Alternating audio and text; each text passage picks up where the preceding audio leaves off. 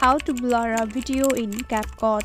Hi everyone, welcome back to my channel Quick Guide. In this tutorial video, I will guide you through the process and how you can blur a video on Capcut.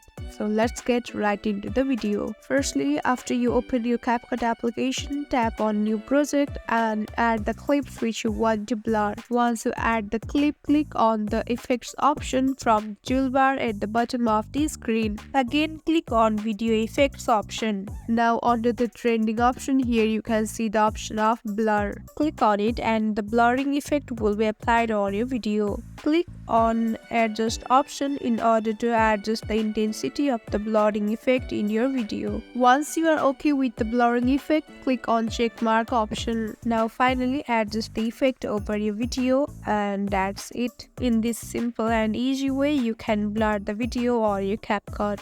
I hope this tutorial helped you. Don't forget to drop a like and subscribe to my channel. We'll meet you on next video. Till then, stay tuned. Bye bye.